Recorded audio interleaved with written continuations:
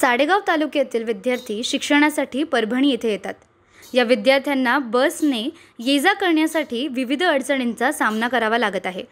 विद्यार्थ्यांनी महामंडळाचे आगार व्यवस्थापक दत्तात्रय कळम पाटील यांची भेट घेत विद्यार्थ्यांकरिता विशेष गाडी सोडावी अशी मागणी केली आहे।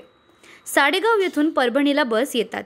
या गाडीमध्ये विद्यार्थ्यांबरोबर इतर प्रवासी देखील असतात।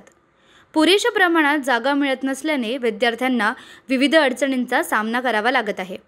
ही बाब लक्षात घेत साडेगाव येथील विद्यार्थ्यांसाठी विशेष बस सोडावी अशी मागणी विद्यार्थ्यांकडून आगार व्यवस्थापकांकडे करण्यात आली आहे।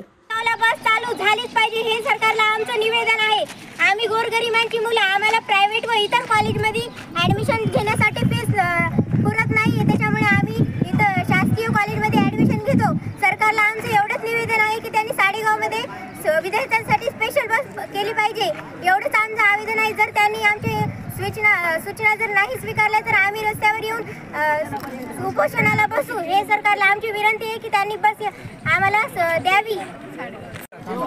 साडेगाव तालुका जिल्हा परभणी 9चे टाईम रस्ता तर बस ती साडेगावची पाटी असून ती जाते सावंगीला डिसेंबरला धाडायला येते आणि नंतर गर्दावाला आहे। ते ज्येष्ठ नागरिक तरुण त्यांच्यामुळं आम्हाला शालेय विद्यार्थ्याला खूप अडचण होत आहे।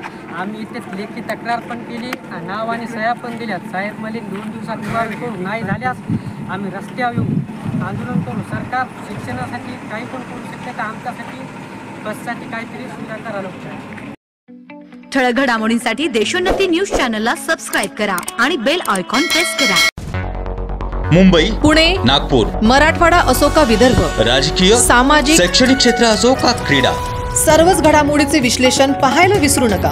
फक्त देशोन्नती न्यूजवर।